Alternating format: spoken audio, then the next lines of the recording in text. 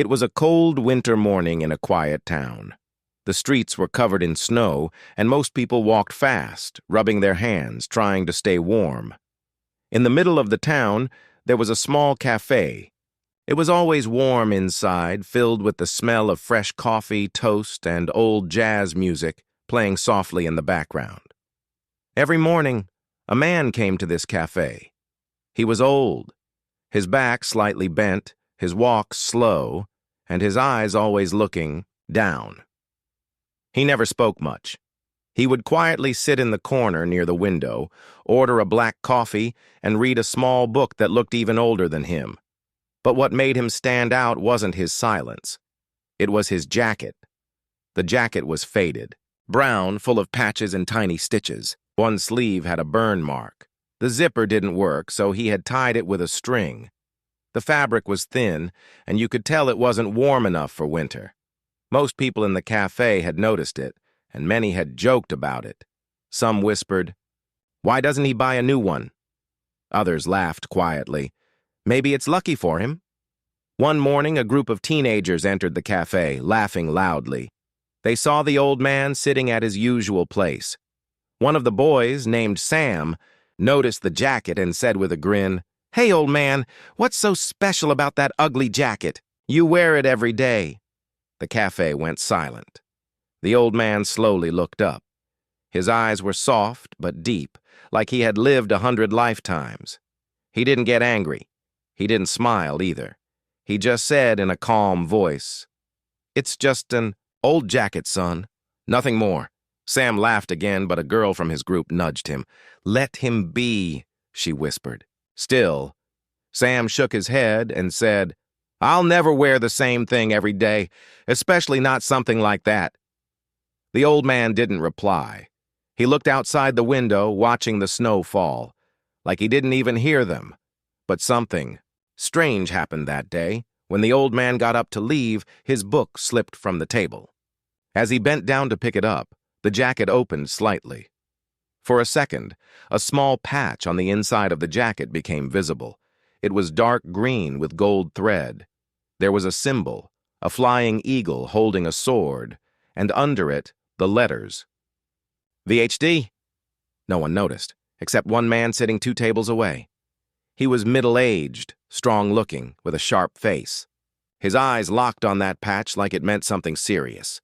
He stood up halfway, as if ready to say something, but then sat down again, shaking his head in disbelief. The old man didn't see him. He left quietly, just like always. That evening, the cafe owner, Mr. Wilson, was cleaning the tables. The same middle-aged man walked up to him and asked, "Who's that old guy that comes every morning?" Mr. Wilson wiped his hands and replied, "Oh, that's Mr. Harris. Been coming here for 10 years. Lives alone, never causes trouble. Kind man. Keeps to himself." The man leaned forward. "You ever see that patch on his jacket?" Mr. Wilson looked confused. "Patch? I only see a lot of old stitching and holes." "No," the man said seriously. "Inside the jacket, green and gold. That's not just a patch. That's a military mark, a rare one. Only high-level special ops wear it." Mr. Wilson raised an eyebrow. "You sure?" The man nodded. "I served, I know. That symbol, it means something." Mr. Wilson looked out the window into the dark street. He never talks about his past, just drinks coffee, reads that book, and leaves. He told me once he had no family left. The man stood silently for a moment. "That jacket, it's not just old, it's history, maybe even a secret." The next day, Mr. Harris came again, same time, same table, same jacket. But now people looked at him differently. Some felt curious, some even a little respectful, but no one asked questions. Mr. Harris simply sat down, ordered his coffee, and read his book. And the jacket? Still there, still old, still hiding something.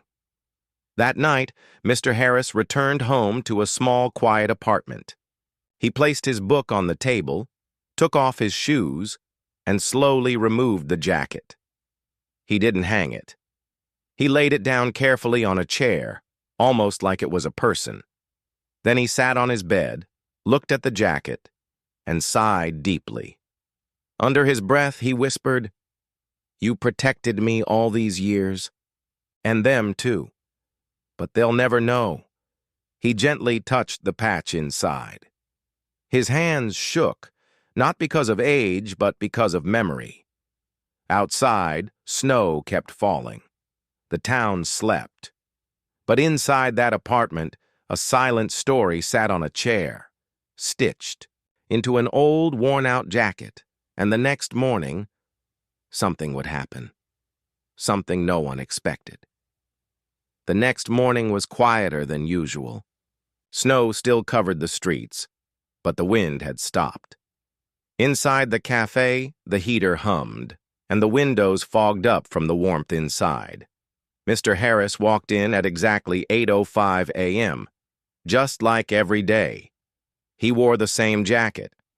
He sat in his usual corner seat, ordered a black coffee, and opened the same small book. His fingers turned the pages slowly as if he already knew every word. People in the cafe looked at him now with different eyes. Yesterday's incident had started a silent buzz. The group of teenagers sat in the back, whispering. Sam, the boy who joked about the jacket, didn't say much today. He kept glancing at Mr. Harris, as if something about the old man made him uncomfortable now. But Mr. Harris didn't look at anyone. He sipped his coffee and kept reading. At the other end of the cafe, a man named Peter Collins entered. He was about 60, tall, with short gray hair and a small limp in his left leg. He walked with a cane, wearing a dark coat. His eyes scanned the cafe slowly, like a soldier checking a battlefield. Peter had served in the military for 25 years. He had seen many things most people wouldn't even believe. Now retired, he was in town visiting his daughter. He only came into this cafe by chance, but what happened next didn't feel like chance. As Peter walked past Mr. Harris's table, something caught his eye. Just for a second, the edge of the old man's jacket opened, and he saw the patch. His heart skipped a beat. He knew that patch. He had only seen it twice in his life. Once on the uniform of a fallen hero in the mountains of Kandahar, and once on a file labeled "Top Secret, Do Not Disclose." Peter stopped walking. His eyes stayed locked on the jacket. It was old, worn, and torn, but that green and gold patch was clear to him. It was stitched by hand, not printed. That meant it was personal, real, earned, not given. He stood there, frozen. Mr. Harris looked up, surprised to see someone staring at him. Their eyes met for a moment. Two soldiers who didn't need words to understand each other. Peter gave a tiny nod, almost like a question. Mr. Harris simply blinked slowly and, looked away, returning to his book. Peter didn't say anything. He walked to the counter and ordered tea, his hands still shaking a little. Mr. Wilson, the cafe owner, noticed his expression. "You okay, sir?" he asked. Peter nodded. "Who is that man in the corner?" Wilson replied. "Mr. Harris, comes every day, quiet guy, keeps to himself," Peter whispered. "He's more than that." Wilson leaned closer. "You saw it too, didn't you? The patch?" Peter looked serious. "That patch belongs to the VHD unit. Very few people know about it. Even in the Army, it's a mystery. Some call them ghosts. They were the ones sent in when everyone else failed." Wilson's eyes widened. "Are you saying he's a war hero?" Peter nodded. "More than a hero. If he really is who I think he is, then history is sitting in your cafe." Meanwhile, Mr. Harris finished his coffee and stood up. As he reached for his coat, a piece of paper slipped from his book and fell to the floor. Sam, the teenager from before, saw it and quickly picked it up. "Sir, you dropped this," he said, walking toward Mr. Harris. Mr. Harris turned, surprised. Sam handed him the paper. It was a photo. A black and white picture of 5 young soldiers smiling with their arms around each other. They all wore the same jacket, same patch. One of them was Mr. Harris, young, strong, full of life. Mr. Harris took the photo gently. He looked at Sam and said quietly, "Thank you, son." Sam hesitated. "Were you a soldier?" There was a pause. Then Mr. Harris replied, "I was a friend to those men." He folded the photo and placed it in his book. Peter watched all this from a distance. When Mr. Harris walked past him toward the door, Peter stood up straight and gave him a small, respectful salute. It was quick, almost unnoticeable. Mr. Harris stopped for half a second, nodded, and walked out into the snow. After he left, the entire cafe seemed quieter. Peter walked up to Mr. Wilson and said, "Don't ever let anyone make fun of that jacket again." Mr. Wilson replied, "They won't." But inside, a new question was rising in everyone's mind. Why is a man like that living alone, hiding his past? What happened to those soldiers in the photo? And what is the real story behind the VHD patch? The jacket wasn't just old, it was hiding something powerful, and someone else had just seen it too.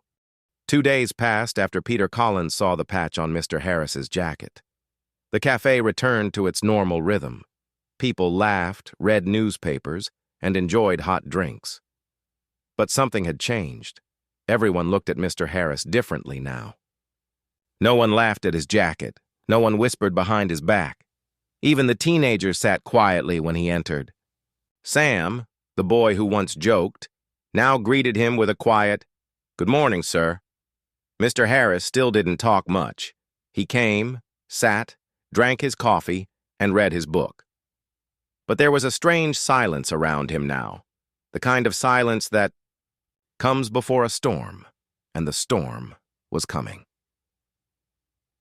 On the third day, something unusual happened. Around 10 a.m., a black car stopped outside the cafe. A man in full military uniform stepped out. He was tall, powerful, with medals on his chest and sharp eyes that missed nothing. His name was General Matthew Lang, one of the most respected generals in the country.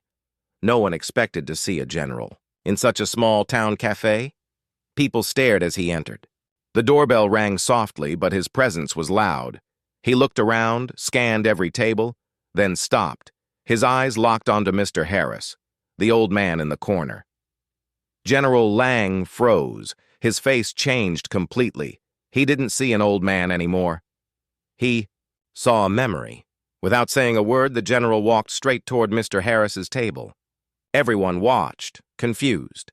Mr. Harris looked up from his book, calm as always. Then something shocking happened. The general saluted. A sharp, clean, full military salute. The cafe went completely silent. Even the sound of the heater stopped for a moment. Or maybe it just felt that way. Everyone stared. The teenagers' mouths hung open. Mr. Wilson dropped a glass. Sam stood still, not even breathing. Mr. Harris looked at the general for a few seconds, and then shook his head gently. "You don't need to do that," he said softly. The general lowered his hand but stood tall. "Sir," he said, his voice full of respect. "It's an honor." Mr. Harris sighed. "Those days are over. I'm no one now. Just a man with a book and an old jacket." The general took a step closer. "You are not no one, sir. You are the reason many of us are alive. I've only heard stories. I never thought I'd see you in real life." Mr. Harris looked down at his coffee. "Stories. Fade, General. People forget." The general's voice grew quiet. "Not your story, not ever." There was a long silence. Then Mr. Wilson slowly walked over, still confused. "General, if I may ask, who is Mr. Harris?" The general looked around the cafe, then back at Mr. Wilson. He spoke in a calm but clear voice so that everyone could hear. "Mr. Harris is known in military history as the Ghost of Midnight Hill. In one of the darkest nights of war, when everyone else had fallen back, he went in alone. He carried out 43 wounded soldiers from enemy territory, one by one. No one believed it at first. Some thought it was just a legend. But now I see it was real. The cafe was completely quiet. All eyes turned to Mr. Harris. But he looked away, uncomfortable. "I didn't save everyone," he whispered. "My best friend. I couldn't reach him in time." His voice broke a little. His fingers tightened around the cup. "I told myself, if I saved even one more, maybe it would make up for it." The general took a deep breath. "You saved many, and not just bodies. You saved hope. You showed what one man could do when no one else would try." Mr. Harris didn't speak. He slowly folded his book and placed it in his jacket pocket. Then he stood up gently. "I appreciate your words, General," he said. "But I came here to forget, not to be remembered." He walked slowly toward the door. As he passed the general, the two men looked at each other. One old, one strong, both with battles behind their eyes. And then Mr. Harris left. The door closed behind him. No one in the cafe moved. After a while, Sam finally spoke. "He's a real hero, isn't he?" The general nodded. "Yes, but the true ones never call themselves that." Mr. Wilson looked down at the table where Mr. Harris had been sitting. The coffee cup was still warm, and on the chair, just for a moment before it vanished into shadow, the patch on the jacket had shined gold in the morning light. After Mr. Harris left the cafe that morning, no one said much. People sat quietly, their hearts full. Something about seeing a general salute an old man with a broken jacket had touched them deeply. But no one was more affected than General Matthew Lang. He sat down slowly at Mr. Harris's table, staring at the empty coffee cup. The patch on the old man's jacket kept flashing in his mind, green and gold with the eagle and sword. He had waited years to see that patch again. But what no one in the cafe knew was that General Lang had a secret of his own. That evening, General Lang didn't return to his hotel. Instead, he drove to a small army base about an hour away. The guards stood straight and saluted as he passed, but the general didn't stop to talk. He walked into a private office and locked the door. He opened a drawer and pulled out a thin folder, covered in dust. The label read, "VHD Unit, Classified, Eyes Only." He sat down and slowly opened the file. Inside were photographs, maps, and mission reports, all yellowed with age. On the top page was a black and white photo, 5 young men in uniform. In the middle stood Ethan Harris, young and fearless. The same photo Mr. Harris had dropped at the cafe. But there was something else inside the folder. A letter, handwritten, unsent. General Lang stared at it for a long time before picking it up. The paper trembled in his hands. It read, "To Sergeant Ethan Harris, from Lieutenant Matthew Lang, Ethan. If you're reading this, it means I never had the courage to face you. I was the one who gave the order that night, the one who pulled the team back, the one who left your best friend Marcus behind. I told everyone it was too dangerous, that the mission had failed, but you didn't listen. You went back, alone. You carried 43 men out of hell while I stood behind and watched. I was supposed to lead, but you were the real leader. I lived with the guilt every day, got promoted, got medals. People called me brave, but you were the one who deserved them all. I'm sorry. Matt." The general wiped his eyes. For years he had carried the weight of that night. The world had honored him, but the truth never left his heart. And now, after all these years, he had finally seen the man he owed everything to.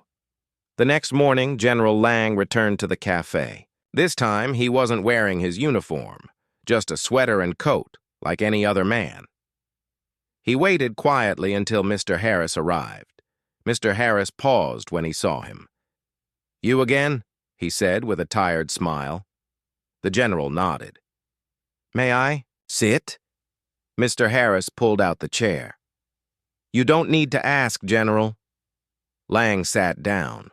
He placed the old letter on the table. Mr. Harris looked at it but didn't touch it. "What's this?" "My truth," the general said. something I should have said a long time ago? Mr. Harris looked at him, his eyes deep and steady. Lang continued. I was the one who gave the order to fall back. I left Marcus behind, and I watched as you went back for everyone. Mr. Harris closed his eyes. For a long time, he said nothing. Then he opened them and whispered, I always knew. Lang looked surprised. You did? Mr. Harris nodded. You weren't a coward, Matt. You were a leader making hard choices. I didn't blame you. Lang looked down. But I blamed myself. Mr. Harris smiled gently. We all lost something that night, but carrying guilt doesn't bring them back. Lang reached into his coat and pulled out a small wooden box. He slid it across the table. What is this? Mr. Harris asked. Lang replied, It's something that belongs to you. I kept it for years. It's time I gave it back. Mr. Harris opened the box slowly. Inside was a medal, shining, golden, with the words, For unmatched bravery, nation's honor. His name was engraved on the back, Ethan Harris. Mr. Harris stared at it. I didn't earn this, he said quietly. Lang's voice was firm. Yes, you did. The nation forgot, but I didn't. For the first time in many years, Mr. Harris's hands shook, not from age, but from emotion. He closed the box, looked at Lang, and said, Thank you for carrying this all these years. Lang smiled. Thank you for carrying us. They sat in silence for a few minutes. 2 soldiers, 2 memories, 1 truth. Outside, the snow had started again. But inside that cafe, something had changed. The world might forget its heroes, but real heroes never forget each other. End of Part 4. Would you like me to continue with Part 5? The letter in the jacket next? You said, Part 5 ChatGPT said, here. Is Part 5, the letter in the jacket, in the same emotional third-person narrative style, using simple English and continuing the suspenseful, heartfelt story for your YouTube audience? Part 5, the letter in the jacket. Days passed after the meeting between Mr. Harris and General Lang. Something felt lighter in the air. The cafe was still the same, warm coffee, soft music, quiet conversations, but the old man in the corner no longer seemed like a stranger. People nodded at him with quiet respect. Even the teenagers greeted him kindly now. Sam often brought him extra sugar without asking. Mr. Harris still wore the same jacket every day, that old, faded jacket. The patch still showed near the shoulder, stitched in green and gold, but no one laughed at it anymore. Some even looked at it with a kind of quiet awe. One morning, as snow fell softly outside, Mr. Harris came in early. He looked tired, more than usual. He walked slower and his eyes seemed far away, like he was thinking about something from long ago. He ordered his coffee, took his seat, and opened his book. But today, he wasn't reading. His fingers just rested on the pages, unmoving. Days passed after the meeting between Mr. Harris and General Lang. Something felt lighter in the air. The cafe was still the same. Warm coffee, soft music, quiet conversations. But the old man in the corner no longer seemed like a stranger. People nodded at him with quiet respect. Even the teenagers greeted him kindly now. Sam often brought him extra sugar without asking. Mr. Harris still wore the same jacket every day, that old faded jacket. The patch still showed near the shoulder, stitched in green and gold, but no one laughed at it anymore. Some even looked at it with a kind of quiet awe. One morning, as snow fell softly outside, Mr. Harris came in early. He looked tired, more than usual. He walked slower, and his eyes seemed far away, like he was thinking about something from long ago. He ordered his coffee, took his seat, and opened his book. But today, he wasn't reading. His fingers just rested on the pages, unmoving. A few minutes later, Sam walked over and asked, "Are you okay, sir?" Mr. Harris looked up. His smile was gentle but weak. "I'm all right, son. Just remembering things." Sam nodded, then noticed something strange. A corner of paper sticking out of the inside pocket of Mr. Harris's jacket. It looked old, yellowed, folded many times. Mr. Harris saw Sam glance at it. He sighed. "This is the letter I never mailed." Sam sat down, curious but respectful. "What letter?" Mr. Harris gently pulled the paper out. "It's a letter I wrote to Marcus's mother. After the war," he said, "I wanted to tell her how brave her son was, how he saved my life. But I never sent it. I couldn't find the words, and by the time I did, it was too late." He placed the letter on the table. Sam leaned forward, and Mr. Harris began to read it aloud. "Dear Mrs. Hall, I'm writing to you with a heavy heart and deep respect. Your son, Marcus Hall, was my closest friend. We stood side by side in places where most men would never go. He was strong, fearless, and kind. On our last mission, he made a choice, to cover the team while we escaped. I begged him to come with us, but he smiled and said, 'Go, Ethan. I'll be right behind you.' He didn't come back.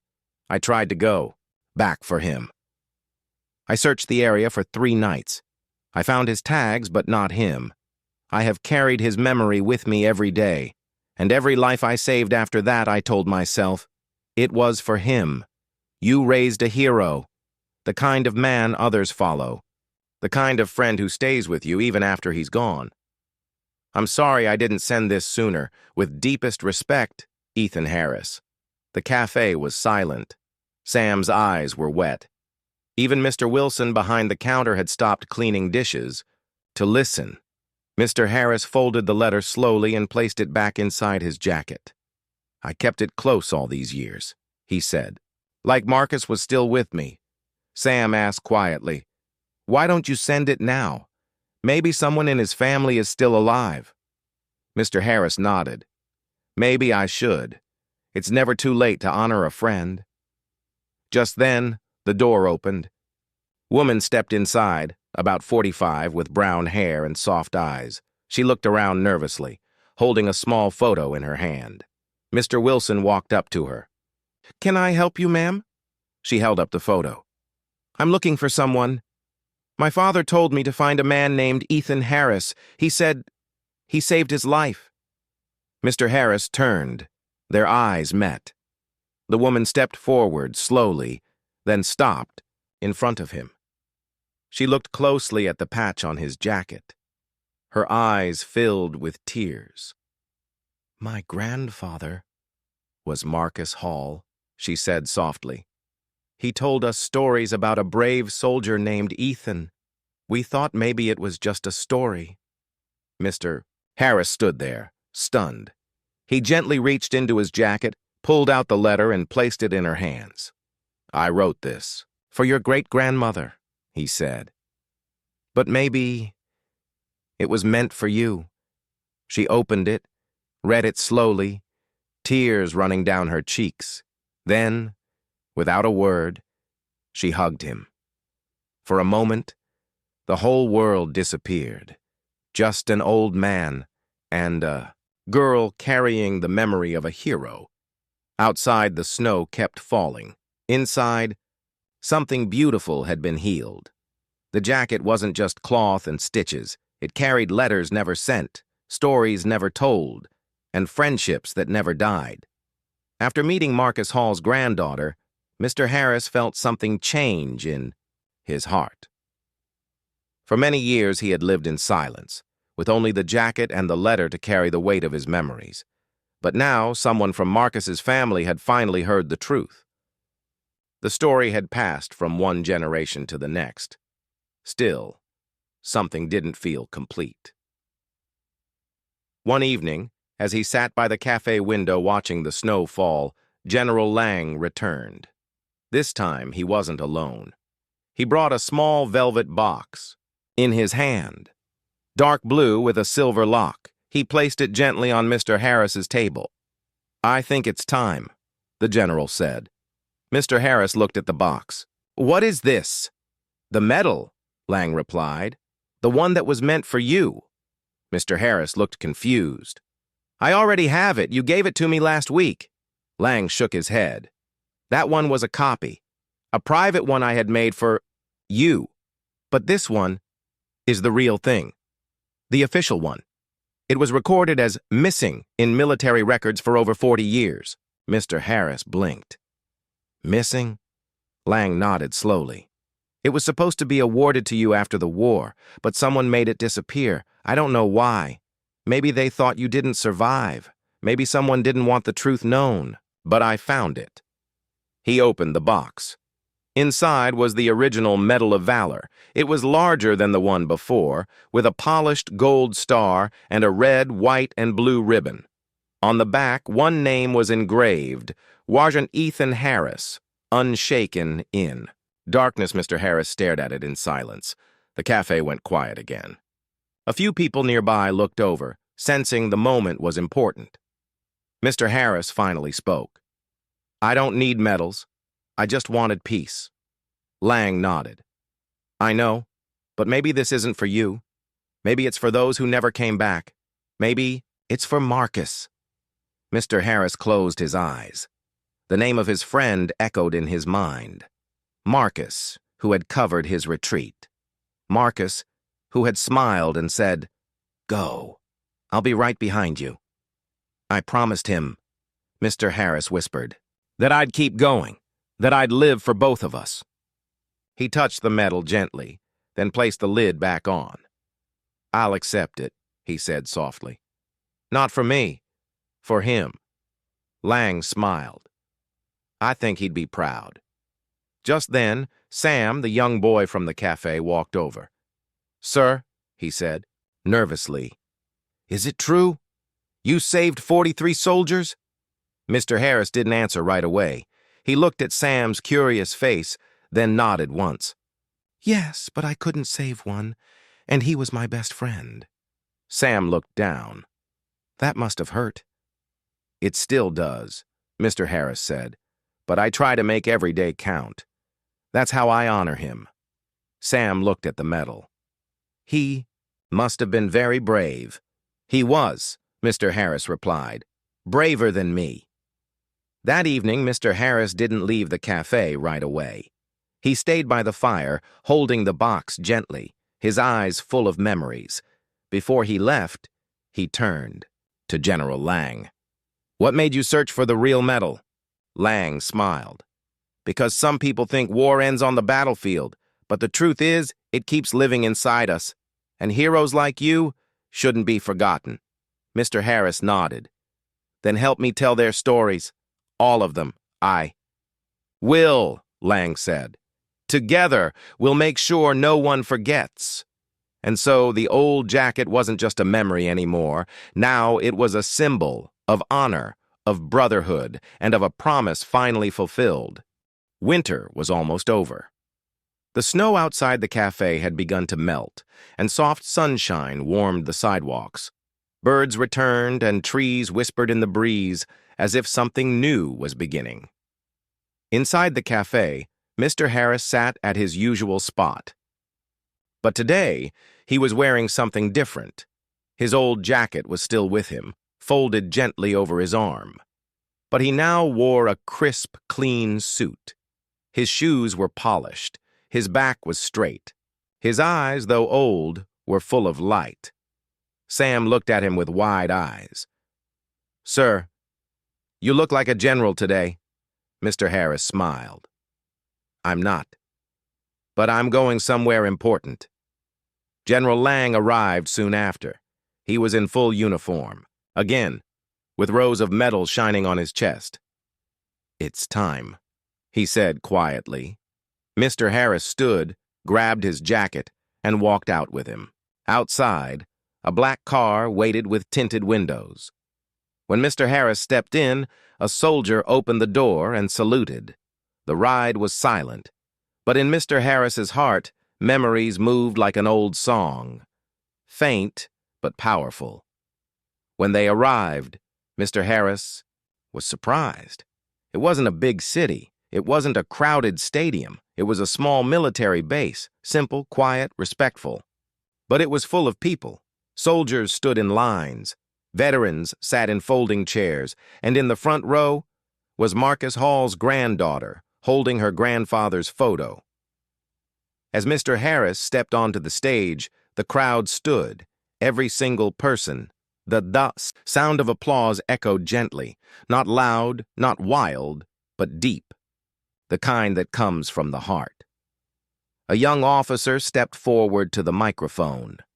"Today," he began, "we honor a man who never asked for anything, a man who saved lives, carried burdens, and wore his pain like armor, a man whose story nearly faded, until a jacket, a patch, and a moment of truth brought it back." General Lang stepped up next. He looked out at the crowd. "I once received a medal for bravery," he said, "but the man standing beside me is the reason I'm alive to wear it." He turned to Mr. Harris and opened a small box. "This is the Medal of Valor, the highest honor our country gives. Today, it finally finds its rightful home." He pinned it onto Mr. Harris's jacket, right below the patch, a perfect match. The audience stood again. Some cried, some saluted, some simply stood in silence, moved by the moment. After the ceremony, people came forward to shake Mr. Harris's hand. Veterans hugged him. Children handed him small flags. A young boy asked for a photo, and Mr. Harris said yes with a smile. But the most touching moment came when Marcus's granddaughter walked up. She handed him a worn envelope. "This was found in my grandfather's old trunk," she said. "He never sent it, but it was written for you." Mr. Harris opened the letter with shaking hands. "Dear Ethan, if you're reading this, it means I didn't make it. That's okay. We both knew the risks. I want you to know something. I don't regret anything. You were more than a friend. You were my brother. If I could do it all again, I'd still stay back, because I knew you'd get them home. And you did. Live well. Tell our stories. And if someday someone asks about me, just smile and say I did what any soldier would. You're the bravest man I ever knew. Marcus." Tears filled Mr. Harris's eyes. He folded the letter and placed it gently inside his jacket pocket close to his heart. For the first time in years, the pain didn't feel sharp. It felt like peace. That night, back in the cafe, Sam asked him, "How do you feel?" Mr. Harris smiled. "Like I finally made it home." Outside, the stars were bright. Inside, the old jacket hung neatly on the back of a chair, no longer just a jacket, but a story, a memory, a message to the world. True heroes don't wear capes. Sometimes they wear old jackets with silent patches and carry hearts full of courage. Weeks passed since the ceremony. Spring arrived. The cold winds were gone, and the sun stayed longer each day. Flowers bloomed outside the cafe windows. Life felt fresh and full of hope again. Mr. Harris still came. To the cafe every morning, same table, same coffee. But something in him had changed. He smiled more. He greeted people by name. He even laughed softly now and then, like someone who had finally made peace with the past. But the jacket was still with him. That same old jacket with the faded green and gold patch. The very patch that had changed everything. One afternoon, a group of school children came into the cafe with their teacher. They were loud at first, full of energy. But when they saw Mr. Harris sitting quietly in the corner, the teacher motioned them to be respectful. "Children," she said, "that man over there is a real war hero." The kids turned to look. One small boy raised his hand. "Did he fight in the war?" "Yes," the teacher said. "And that patch on his jacket? It tells a story of courage, friendship, and sacrifice." The kids were curious, so the teacher gently asked Mr. Harris, "Would you mind telling them the story of the patch?" Mr. Harris nodded, smiled, and began. He told them about Marcus, about the mission, about the promise he made, and how long it took to keep it. He used simple words. But his voice was strong, and as he spoke, the room grew quiet. Even the cafe staff stopped working for a moment to listen. When he finished, one girl raised her hand. "Is Marcus still alive?" Mr. Harris looked down at the patch, then back at her. "No," he said softly. "But his story is, and that's what matters." From that day on, something special started. People began coming to the cafe not just for coffee, but for the story. Some brought their kids, some brought old medals to show him, some just came to sit near him, quietly, as if being close to him gave them peace. Soon, a local journalist wrote an article. "The Jacket That Spoke, the story of Sergeant Ethan Harris." It went viral. Then a TV crew came. Then a book publisher. And finally, a museum offered to create a display in honor of Ethan and Marcus. But Mr. Harris had one condition. "They can have the medal," he said, "and the photos, but the patch stays on the jacket." The museum agreed. The jacket was placed inside a glass case. But the patch? It stayed untouched, still worn, still real, still powerful. Years later, after Mr. Harris had passed away peacefully in his sleep, the cafe held a small event. They named his favorite corner the veteran's seat, and right above it, they hung a framed photo of the jacket, with the patch clearly visible. Below it, in simple gold letters, were the words, "He said it was just an old jacket," until a general saw the patch and saluted. This patch told a story. This story changed lives. The world moved on, as it always does. But in one little cafe, in one quiet town, a patch on an old jacket reminded people every day that some heroes don't ask to be remembered. But they are anyway. Because they carry stories inside them that are too important to be forgotten.